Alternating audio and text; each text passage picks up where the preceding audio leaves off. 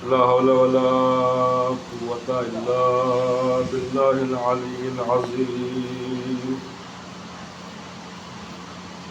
حسبنا الله ونعم الوكيل، نعم المولى ونعم النصير. بسم الله الرحمن الرحيم. الحمد لله الذي لا يبلغ مدحته القائلون ولا يحصي نعماه العادون ولا يعدي حقه المجتهدون. فطر الخلائق بقدرته ونشر الرياح برحمته ووتدا بالصخور میدان ارضه. والصلاة والسلام على سيدنا ومولانا حبيب قلوبنا وطبيب نفوسنا بالقاسم المصطفى محمد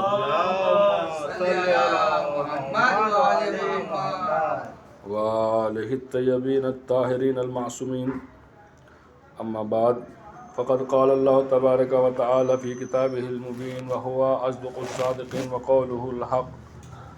بسم الله الرحمن الرحيم. إن الدين عند الله الإسلام. صلوات محمد.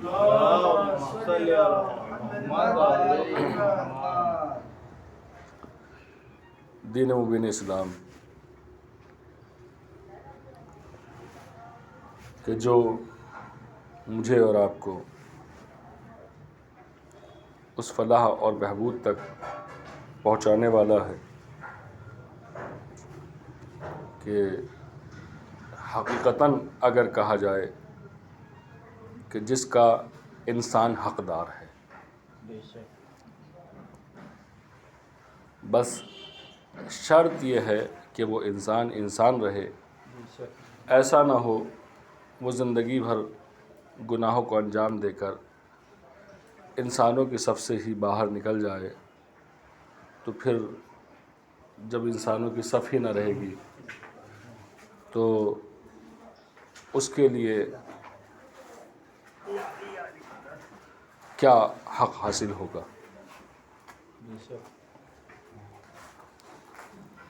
اپنی طرف سے چاہتا ہوں کہ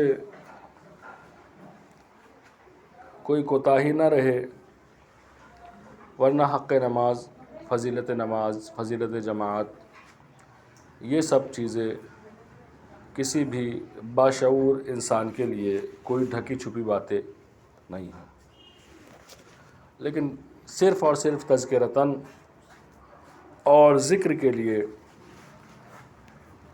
روایات، احادیث آپ لوگوں کی خدمت میں عرض کر رہا ہوں۔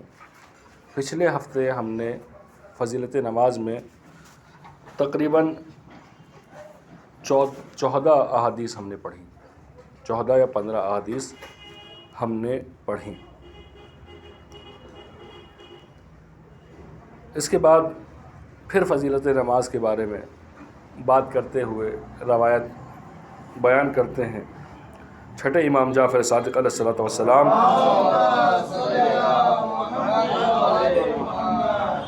مولا ارشاد فرماتے ہیں، بلکہ اس حدیث کا بیک گراؤنڈ جو خاندان اہل بیت بیان کرتا ہے وہ اس طریقے سے ہے کہ 7ویں امام کہتے ہیں کہ جب ہمارے والد چھٹے امام جعفر صادق علیہ السلام کی وفات کا وقت نزدیک آیا اور وہ انتقال کا وقت ان کے نزدیک آیا، اس وقت انہوں نے پورے خاندان کو جمع کیا، بیٹے بیٹیاں، بھتیجے بھتیجیاں، علیکم السلام اللہ، بھتیجے بھتیجیاں اور دوسرے رشتہ دار، بھائی، چاہنے والے، ہر ایک کو جو بھی خاندان سے تعلق رکھتا تھا ان سب کو جمع کیا، اور ان سب کو جمع کرنے کے بعد آپ نے فرمایا کہ دیکھو تم اہل بیت کے گھرانے کے لوگ ہو، تم اس گھر کی شخصیت ہو، لیکن تمہارے بہت سارے فضائل ہیں، تمہاری بہت ساری اہمیت ہے، لیکن اگر لن تنالوا شفاعتنا من استخف الصلاۃ، جس نے نماز کو ہلکا سمجھ لیا، میں بھلے کسی کا باپ ہوں، کسی کا دادا ہوں، کسی کا رشتہ دار ہوں، کوئی کہے کہ ہمارے جد امام ہیں، ہمارے اجداد میں ہمارا نسلی سلسلہ سادات کا مثلا ہمارا نسلی سلسلہ جا کے امام سے جڑتا ہے، تو اس میں کوئی رعایت نہ ہوگی۔ ہماری شفاعت صرف اسے حاصل ہوگی کہ جو نماز کو سمجھے، جس نے نماز کو ہلکا سمجھا، جس نے نماز کو ہلکا سمجھا اسے ہماری شفاعت کبھی حاصل نہ ہوگی۔ اچھا، نماز کو ہلکا سمجھنا وہ کیا ہے؟ کیا یہی نماز کو ہلکا سمجھنا ہے کہ ہم یہ کہیں کہ جناب ہم اسی آدمی کو کہتے ہیں کہ جو رات کو سوتا رہ گیا صبح کو اور نماز کے لیے نہیں اٹھا، کیا اسی کو نماز کو ہلکا سمجھنا کہیں گے؟ نہیں، وہ نہیں۔ جب کبھی ہم یہ احساس کریں کہ ہاں وقت نماز ہو گیا، وہ بھی ایک مصداق ہے۔ جب کبھی ہم احساس کریں کہ ہاں وقت نماز ہو گیا اور اذانوں کی آوازیں چاروں طرف سے بلند ہو گئیں، اور اس وقت میں ہم اپنی دنیا میں مشغول ہیں، کوئی اپنی ڈیوٹی میں مشغول ہے، کوئی اپنے کاروبار میں ہے، کوئی اپنی نوکری پہ ہے، کوئی اپنے سفر پہ ہے، چونکہ جناب اسے تو سفر کرنا ہے، نہیں کرے گا تو دنیا اس کی برباد ہو جائے گی، دنیا اس کی برباد ہو جائے گی۔ اسے تو کمانا ہے، نہیں کمائے گا تو دنیا میں اسے مشکلیں پیش آئیں گی۔ ڈیوٹی کرنا ہے، اگر نہیں کرے گا تو اس کی نوکری خطرے میں پڑ جائے گی۔ عزیزان من، یہ ساری نوکری، یہ ساری ڈیوٹیز، یہ سارے سفر، یہ ساری دنیا صرف اور صرف اس کے لیے ہے کہ آپ خدا کے پاس پہنچ جائیں، اس کی نزدیکی کو حاصل کریں۔ چونکہ قرآن کریم کی آیت ہے، بڑی مشہور معروف آیت ہے، وَمَا خَلَقْتُ الْجِنَّ وَالْإِنسَ إِلَّا لِيَعْبُدُونِ، وَمَا خَلَقْتُ الْجِنَّ وَالْإِنسَ إِلَّا لِيَعْبُدُونِ، ہم نے انسان کو جو پیدا کیا، ہم نے جنات کو جو پیدا کیا، تو صرف اور صرف اس کا مقصد یہی ہے کہ وہ عبادت کرے۔ اس کا مقصد کہیں یہ نہیں ہے کہ نہیں اسے بچے پالنے ہیں۔ انسان کو پیدا کرنے کا مقصد یہ نہیں ہے کہ اسے بچے پالنے ہیں، مقصد یہ نہیں ہے کہ وہ دنیا میں عروج حاصل کرے گا، مقصد یہ نہیں ہے کہ جناب اسے ڈیوٹی کرنی ہے۔ یہ یہاں کی ڈیوٹیز، یہ یہاں کی ذمہ داریاں، یہ کچھ نہیں ہے عبادت پروردگار کے ساتھ۔ یہ سب ہیں اس کے بعد میں۔ ہمیشہ دو چیز ہوتی ہے، ایک اہم ہوتی ہے، ایک مہم ہوتی ہے۔ ان میں ایک زیادہ ہوتی ہے، کم ہوتی ہے۔ اب آپ کو دیکھنا یہ ہے، آپ کو دیکھنا یہ ہے کہ آپ کس کو انجام دینا زیادہ ضروری ہے۔ مثلا ایک چٹکلا ہے کہ ڈرائیونگ کے ایگزام پہ ایک شخص نے پوچھا امتحان لینے والے نے کہ بھائی تمہارے سامنے ایک طرف تو ایک بارات جا رہی ہے،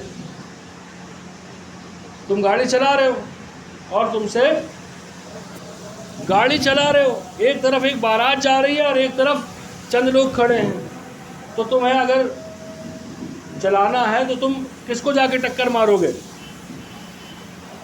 وہ کہتا ہے جی جو کم آدمی ہیں ان کو جا کے ٹکر مارو گے۔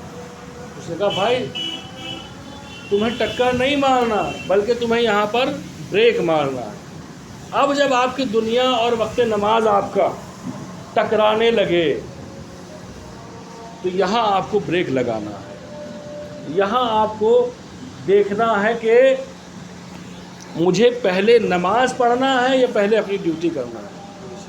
ایسی ڈیوٹی سے کیا فائدہ کہ جو ہزاروں سال کی زندگی کو برباد کر دے۔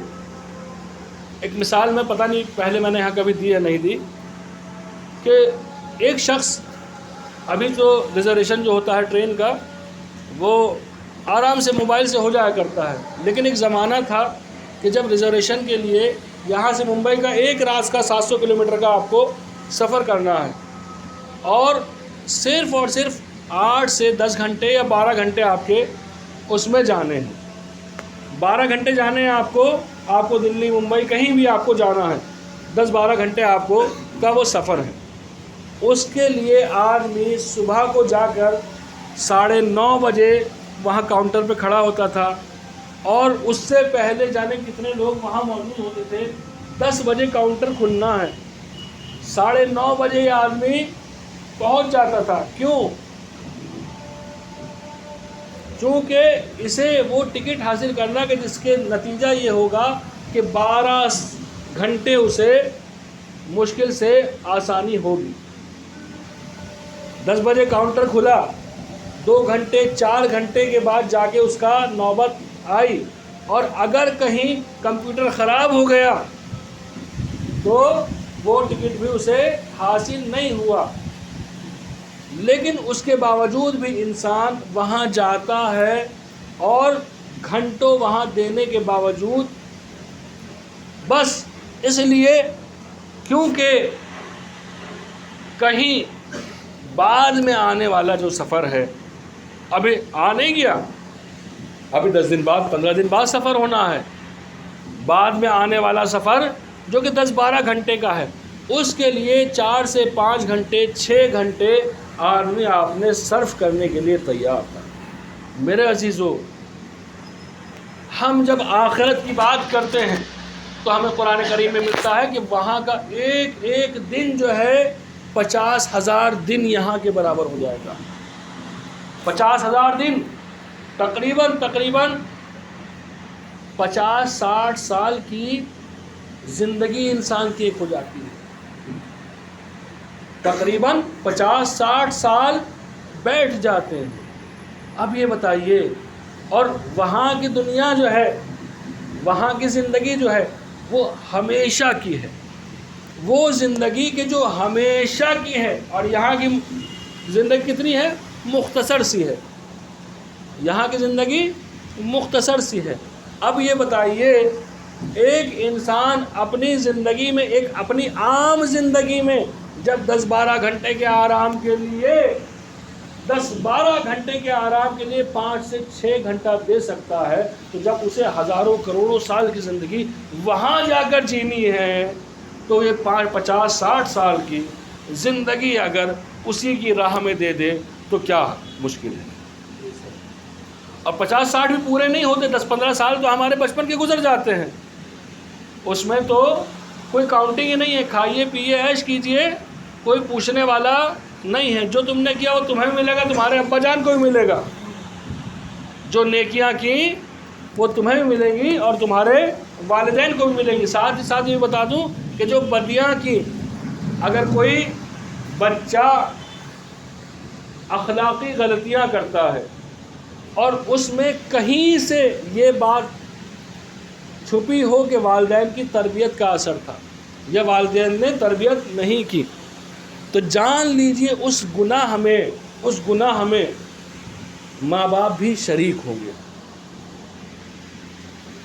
روایت میں ملتا ہے کہ بہت سے گناہ جب انسان دیکھے گا، روز قیامت جب ہوگا، اس کو اس کی کاپی دی جائے گی اور دیکھے گا کہ بہت سارے گناہ اس کے ہاتھ میں تھے، اس کی کتاب میں لکھے ہوئے. کہنے لگا پروردگارا میں نے تو یہ گناہ نہیں دیے، پروردگارا میں نے تو یہ گناہ انجام نہیں دیے. تو پروردگار کی طرف سے آواز آئے گی کہ تم نے نہیں کیے، لیکن تمہارے کنوارے بچے وہ گناہ انجام دیتے تھے، اور اس کی ایک وجہ تم بھی تھے. شادیوں میں ہمارے یہاں کتنی دیر ہوتی ہے، بعض لوگوں کے یہاں ہے کہ 30 سال سے پہلے سوچنا ہی نہیں. 15 سال کا جوان ہو گیا، 30 سال سے پہلے سوچنا ہی نہیں. نتیجہ کیا؟ اب وہ جو ایک نگاہ گناہ کی تھی، یہ نہیں خدا نہ خواستہ کہ ہماروں میں سے کوئی زناکار ہو. اگر ایسا ہے تو وہ ہمارا ہے ہی نہیں، اہل بیت سے اس کا کوئی واسطہ نہیں ہے جو اتنے بڑے گناہوں کی طرف جا رہا ہے. ہاں چھوٹے چھوٹے جنہیں ہم کہتے ہیں نا چھوٹے چھوٹے گناہ، بلکہ امیر المومنین علی بن ابی طالب علیہ السلام ارشاد فرماتے ہیں وہ گناہ کہ جسے تم چھوٹا سمجھتے ہو وہی سب سے بڑا گناہ ہے۔ جس گناہ کو تم سب سے چھوٹا سمجھتے ہو وہ سب سے بڑا گناہ ہے۔ مولا فرماتے ہیں کہ انسان کے نامہ اعمال میں بہت سارے گناہ ایسے ہوں گے وہ جو اس کی اولاد نے کیے ہوں گے، اب ماں باپ وہاں سر پکڑ کے بیٹھ جائیں گے، کاش ہم نے وہ موقع نہ آنے دیا ہوتا کہ ہماری اولاد نے یہ گناہ انجام دیا۔ خیر، ہم لوگ بات کر رہے تھے چھٹے امام نے اپنے آخری وقت میں کہا کہ تم بھلے ہی میرے بیٹے ہو، میری اولاد ہو، میرے چاہنے والے ہو، میرے ماننے والے ہو، لیکن اگر نماز کو ہلکا سمجھا تو ہمارے شفاعت تو کم سے کم تمہیں نہیں ملنے والی۔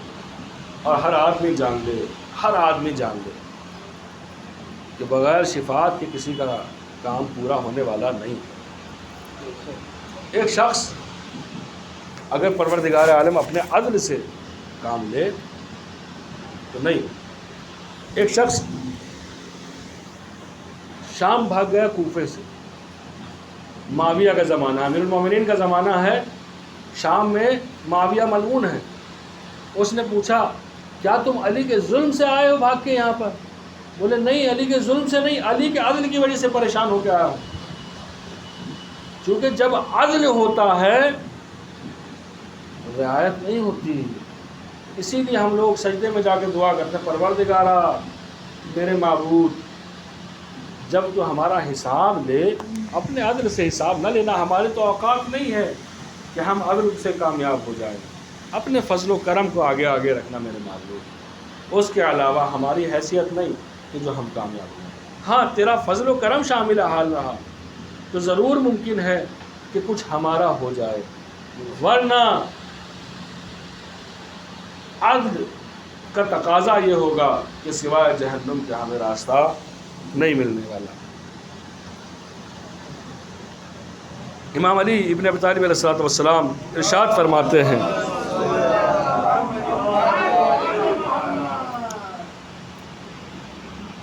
نماز ایک مضبوط قلعہ ہے جو بندے کو شیطان کے حملوں سے بچاتا ہے۔ آپ نے دیکھا ہوگا جو لوگ نماز پڑھتے ہیں اکثر وہی لوگ ہوتے ہیں جو دوسرے گناہوں سے بھی بچے رہتے ہیں۔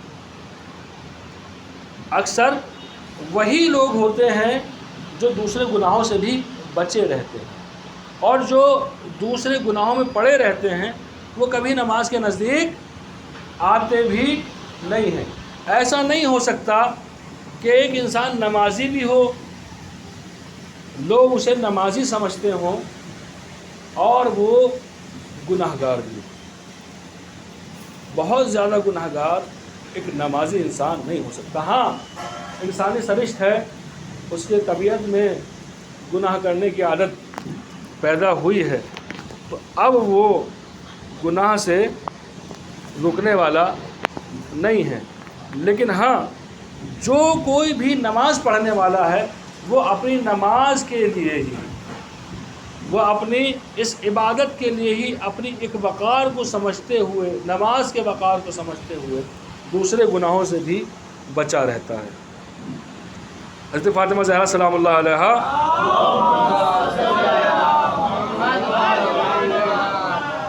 ارشاد فرماتی ہیں کہ خداوند عالم نے ایمان کو شرک سے پاکیزگی اور نماز کو تکبر سے دور رکھنے کے لیے قرار دیا ہے۔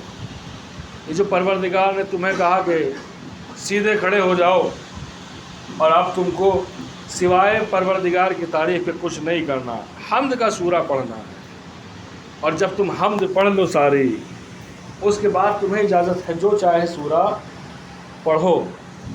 پھر پروردگار عالم نے کہا کہ ٹھیک ہے، اب جو تم حمد کر چکے، ہماری تعریف کر چکے ہماری، تو اب تمہیں چاہیے کہ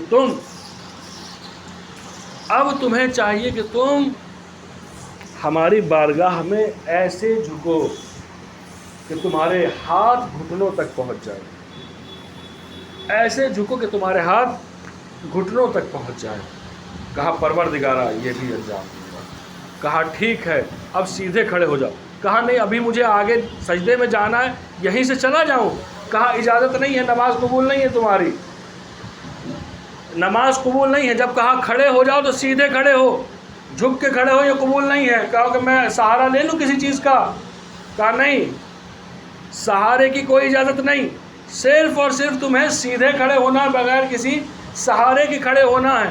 اور جب کہا جائے جھکو اتنے کہ ہاتھ تمہارے گھٹنوں تک پہنچ جائیں تو تمہیں ایسے ہی کھڑے ہونا ہے. کہا پھر سجدے میں جاؤ. کہا ایسے ہی چلا جاؤں. کہ نہیں, پہلے سیدھا کھڑا ہو اور کھڑا ہونے کے بعد کہے سمع اللہ لمن حمدہ, سمع اللہ لمن حمدہ. اللہ اس کی سنتا ہے جو اس کی تعریف کرتا ہے. اللہ اس گویا مسکا مار رہا پروردگار کو, پروردگارا آج تو میری سن لے. پروردگارا آج, کیسے ہم ماں باپ کو کہتے ہیں, ماں باپ سے ہم کیسے بہانے سے بات کرتے ہیں اور چاہتے ہیں ہماری خواہشات پوری ہوں, چاہتے ہیں ہماری خواہشات پوری ہوں. ان خواہشات کے پوری کرنے کے لیے ایسے ایسے جملے انجام دیتے ہیں کہ جو صحیح بھی نہیں ہوتے, لیکن پروردگار کے لیے بالکل صحیح ہے کہ وہ اس کی سنتا ہے جو تعریف کرتا ہے. اس کی بارگاہ میں آئیے, رب العزت کو سے دعا مانگیے, بے شک وہ دعاؤں کا سننے والا ہے. اس کے بعد رسول اکرم صلی اللہ علیہ وآلہ وسلم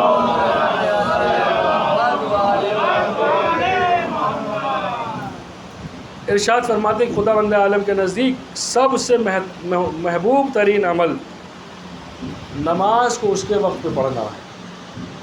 اللہ اللہ, ہم میں کتنے لوگ ہیں جو نماز اس کے وقت پہ پڑھتے ہیں, کتنے لوگ ہیں جو رعایت کرتے ہیں کہ نماز جماعت ہو تو ہم حاضر ہو سکیں. گواہ ہیں یہ مسجدیں آپ کی, جتنا آپ یہاں آئے اور جتنا آپ نے ان کو ترک کیا. یہ سجدے کی جگہیں, یہ جا نمازیں, یہ سجدگاہیں, یہ دیواریں, یہ چھتیں, یہ سب کچھ آپ کی گواہ ہیں کہ کب کب آپ آئے اور کب کب آپ نے چھوڑا. کب آپ کو اہل بیت کے نام پہ بلایا گیا آپ نہیں آئے, کب آپ نے اہل بیت کے بلایا گیا نہیں آئے, اور کب کب آئے. کب آپ کو اہل بیت کا واسطہ دیا گیا آپ نہیں آئے. کب آپ کو جماعت کی اہمیت بتائی گئی آپ نہیں آئے. کب آپ کو روزے کے لیے کہا گیا آپ نے نہیں رکھا. کب آپ سے تمام قوم کی عزت و وقار کی بات کی گئی آپ نہیں آئے. کب آپ سے آپ کی عزت کی بات کی گئی. اپنی عزت تو رکھیے, کم سے کم یہاں دکھاوے کے لیے آ جائیے, اس لیے آ جائیے کہ اگر وہاں جائیں گے تو کچھ عزت میں بڑھوتری ہوگی, لیکن آپ نہیں آئے چونکہ آپ کی دنیا آپ کو اجازت نہیں دیتی, آپ کو اس سے فرصت نہیں ہے. آپ حاضر ہیں, ادھر ادھر ہیں, آپ کے پاس وقت ہے, آپ موبائل میں ہیں, آپ کے پاس فرصت ہے لیکن آپ دعوت میں ہیں, آپ کے پاس ٹائم ہے لیکن آپ کو جانا ہے. نماز کے لیے آپ کے پاس فرصت نہیں ہے. خدا را ایسا کوئی کام نہ کیجئے کہ جو بارگاہ رب العزت میں شرمندہ ہونا پڑے. وہ جو نہیں آئے ان سے ہمیں مطلب ہی نہیں, وہ جو نہیں آئے ان سے ہمیں مطلب ہی نہیں. میں آپ سے بات کر رہا ہوں, وہ جو حاضر ہیں, جو یہاں سامنے بیٹھے ہیں, وہ کیوں نہیں آتے. روز نماز مغرب ہو رہی ہے. ایک بچے نے کہا کہ شاید لوگوں کو نہیں معلوم کہ نماز مغرب ہو رہی ہے. میں نے کہا رمضان سے پہلے ماشاءاللہ پورا مہینہ نماز جماعت ہوئی ہے, سب کو پتہ ہے وہاں نماز ظہر ہوتی ہے اور یہاں نماز مغرب ہوتی ہے, اور چونکہ آپ نہیں ہیں اس لیے نماز جماعت فجر کی نہیں ہے. آپ حاضر ہوں تو نماز فجر بھی حاضر ہے. چونکہ آپ نہیں ہیں, آپ کے پاس بہانے ہیں, مجھے یہاں جانا ہے, مجھے وہاں جانا ہے. آپ کے پاس راستے ہیں کہ آپ راستے تلاش کرتے ہیں. آپ کہتے ہیں جناب کہ نہیں جناب مجھے یہ کام ہے، مجھے وہ کام ہے، میری رشتہ داری ہے، مجھے ننیہال، مجھے ددیال، مجھے اس کے، مجھے اس کے. آپ کے بہانے ہیں. خدا کی قسم ان میں سے ایک بہانہ اگر کوئی آپ سے کہنے لگے، ایک بہانہ آپ سے کہنے لگے کہ آپ قبول کر لیجئے میرا یہ بہانہ کہ میں نماز کو حاضر نہیں ہو سکتا، آپ خود قبول نہیں کریں گے، اور وہی بہانہ، وہی ایکسکیوز آپ اپنے لیے دیتے ہیں. اگر آپ کو اس جگہ پہ لا کے کھڑا کر دیا، آپ سے کہہ دیا گیا کہ جو نماز کے لیے حاضر نہ ہو اس کے لیے آپ سزا دے سکتے ہیں، تو سچ میں ان میں سے کوئی بہانہ آپ قبول کرنے والے نہیں ہیں. وہ پروردگار ہے پھر بھی کچھ نہیں کہتا. پروردگار ہے وہ، اس نے دیکھا کہ تم جماعتوں میں حاضر نہیں تھے، پورا رمضان گزار دیا، پھر بھی تمہارے لیے عید رکھی. اگر وہ چاہتا تو عید پہ ایک خدا نخواستہ ایک انتقال کسی کے گھر میں ہو جائے تو عید ختم، لیکن وہ نہیں چاہتا. وہ چاہتا تم خوش رہو.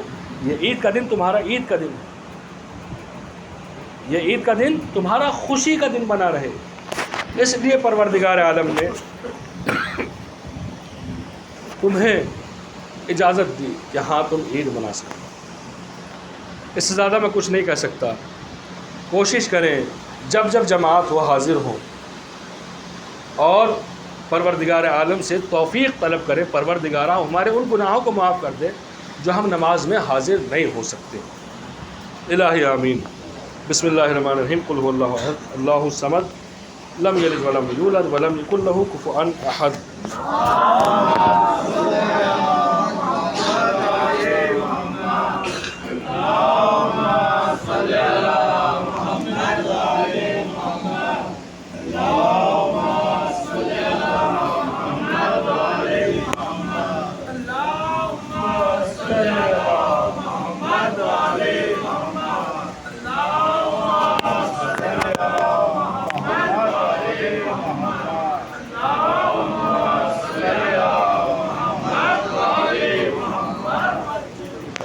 بسم اللہ الرحمن الرحیم.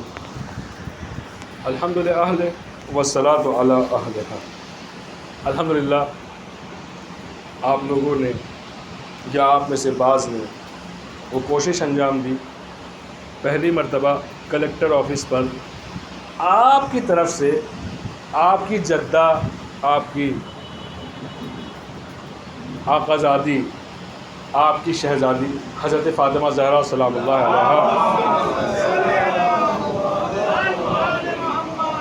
کے روزے کے مسمار کرنے کے لیے آپ کی طرف سے پہلی بار کوئی اقدام ہوا. آپ ہی لوگ تھے کہ جنہوں نے اس میں کوشش کی. انشاءاللہ ہم رہیں یا نہ رہیں یہ کوشش جاری رہے گی. حد اقل ہم نے یہ دیکھا کہ تاریخ میں واقعہ ملتا ہے کہ جناب ابراہیم کو جب آگ میں پھینک دیا گیا تو مینڈک، کیا بساط ہوتی ہے اس کی، ذرا سا جانور، مینڈک اپنے منہ میں پانی بھر کے لاتا تھا اور اس آگ کو جناب ابراہیم کے لیے جلائی گئی تھی، اس آگ میں پانی ڈال رہا تھا. ہم کہیں گے بیوقوف تھا، اس کے احتجاج کرنے سے کیا ہو رہا تھا وہاں پر، اس کے وہاں ایک گھونٹ بھی شاید نہ ہو، اس کے ذرا سا پانی ڈالنے سے وہاں کیا ہو رہا تھا. کہا کچھ نہ ہوا، کم سے کم اس کا نام تو ہوا کہ ہاں یہ بھی ابراہیم کے بچانے والوں میں سے تھا.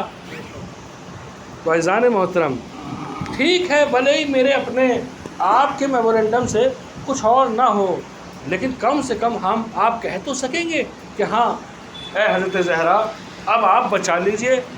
جب آپ کے روزے کے اوپر ظلم ڈھایا جا رہا تھا اس وقت میں ہم تھے کہ ہم گئے تھے آپ کے لیے کہ نہیں یہ کام اچھا نہیں ہے. ایک احتجاجی خط ہم نے دیا تھا. خیر آپ لوگوں کو مبارکباد ہو کہ آپ لوگوں نے اس قدم کو انجام دیا، اور انشاءاللہ بارگاہ رب العزت میں دعا گو ہوں کہ آپ کی اس توفیق کو قبول فرمائے. ابھی 14 مئی کل ہے. 14 مئی وہ دن ہے کہ کہ آیت اللہ مرزا حسن شیرازی صاحب نے جب ایک مرتبہ ایران میں تمباکو اتنا زیادہ شیعت میں پھیل گیا تھا، شیعوں میں پھیل گیا تھا کہ جس کی وجہ سے مزید یعنی بالکل نشیڑی ہوئے جا رہے تھے، اپنی دنیا کو آخرت کو ختم کر دیا تھا ایرانیوں نے. تب آیت اللہ مرزا حسن شیرازی صاحب نے وہ فتویٰ دیا کہ تمباکو کھانا آج سے حرام ہے. حکومتیں ہل گئیں کہ یہ کیا کر دیا، لاکھوں کی فنڈنگ ہوتی تھی اس سے، کروڑوں روپیہ اس سے جمع ہوا کرتا تھا، اس کو حرام دے دیا.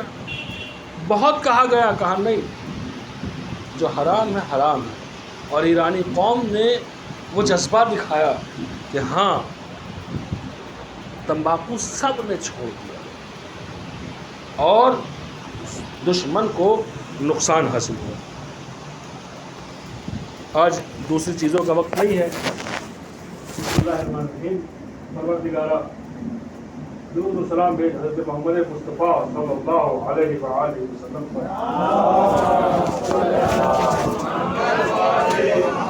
میرے معبود درود و سلام بھیج حضرت فاطمہ زہرا سلام اللہ علیہ پر. میرے معبود درود و سلام بھیج حضرت مولا امیر المومنین علی بن ابی طالب علیہ الصلوۃ والسلام پر. معبود درود و سلام بھیج امام حسن مجتبیٰ علیہ الصلوۃ والسلام پر.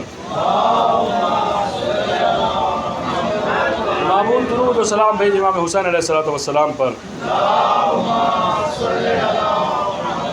معبود درود و سلام بھیج حضرت حجت علیہ الصلوۃ والسلام پر. آخری امام تمام ائمہ کے اوپر ہمارا سلام ہو. بسم اللہ الرحمن الرحیم. قل هو اللہ احد اللہ الصمد لم یلد ولم یولد ولم یکن لہ کفوا احد.